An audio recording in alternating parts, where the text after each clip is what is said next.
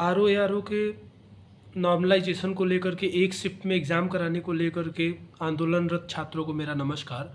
मैं आप लोगों के बीच में 2-4 बातें बोलना चाहता हूँ कि आरओ का एग्ज़ाम आप एक शिफ्ट की माँग कर रहे हैं, जो कि एक अच्छी माँग है और एक ऐसी माँग है जिसके पीछे आपका उद्देश्य है कि एग्ज़ाम पारदर्शिता से हो और न्यायपूर्ण पूर्वक हो, अन्याय किसी के साथ में ना हो। किंतु आपको ये भी सोचना पड़ेगा कि एक शिफ्ट में कराने में क्या प्रॉब्लम हो सकती है और कई शिफ्ट में कराने से क्या फ़ायदे हो सकते हैं या फिर क्या नुकसान हो सकते हैं। तो हमें अपने आंदोलन को बहुत ही ज़्यादा सेंट्रलाइज़ रखना पड़ेगा अपने मुद्दों पर, क्योंकि बहुत सारा पॉलिटिक्स चल रही है और बहुत सारे लोग इसको अपने वेस्टेड इंटरेस्ट के लिए या फिर अपने कोचिंग चलाने के लिए काम कर रहे हैं। जैसे मैं बताता हूँ कि अगर एक शिफ्ट में होता है तो नॉर्मलाइजेशन का तो फ़ायदा होगा कि नॉर्मलाइजेशन नहीं होगा, किसी को भी बेजा फ़ायदा नहीं मिलेगा। और साथ में दूसरी बात ये होगी कि हम अगर कई शिफ्ट में होते हैं तो फिर नॉर्मलाइजेशन का अगर प्रोसीजर अच्छा हो जाए तो फिर अच्छी बात होगी।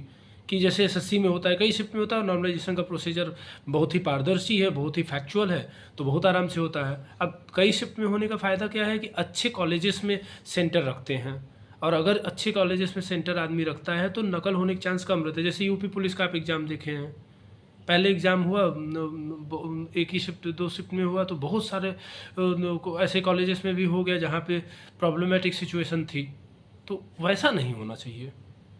तो इसलिए आप मांग करिए कि नॉर्मलाइजेशन अच्छा हो और साथ में पारदर्शिता से हो। अगर ख़राब सेंटर में एग्ज़ाम्स होंगे आरओ के, तो ये गारंटी है कि पेपर लीक होने के चांस होंगे या फिर पेपर कंप्रोमाइज़ होंगे, और यही कुछ लोग चाह रहे हैं। वो चाह रहे हैं कि कोचिंग ऐसे जगह पे एग्ज़ाम हो जहाँ पे वो नकल करा सकें, क्योंकि 7 से 8 लाख बच्चे हैं, तो एक बार में तो कराना पॉसिबल ही नहीं, इतने स्कूल ही नहीं है जब आप कॉलेज में स्टेट में। अब आप कुछ लोग बोल रहे हैं कि स्कूल खोल दिया जाए, ये कर दिया जाए, चुनाव के लिए हो सकता है तो इसके लिए क्यों नहीं हो सकता।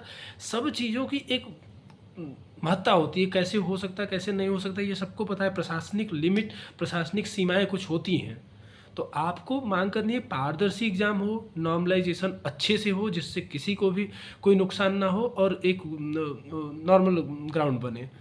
और अगर प्रशासन कराने में सक्षम है या फिर 1-2 स्टेट से टाई अप कर ले उत्तर प्रदेश गवर्नमेंट और उन स्टेट पे भी एग्ज़ाम करा दे कुछ लोगों का, तो एक ही शिफ्ट में करा दे, बिना नॉर्मलाइजेशन करा दे। तो मांग को सही रखिए, कोचिंग वालों के चक्कर मत पड़िए जो कि वही लीड कर रहे हैं, वही सब कुछ कर रहे हैं। उम्मीद है कि आपको कुछ क्लियर हुआ होगा। बहुत बहुत धन्यवाद। बाकी आप लोगों की मांग उचित है, आप लोगों के मांग के पीछे का इंटेंशन उचित है, इसलिए बहुत बहुत धन्यवाद। मैं भी छात्र रहा हूँ, इसलिए आपकी बातों से कनेक्ट कर रहा हूँ, इसलिए वीडियो बनाया। बहुत बहुत धन्यवाद।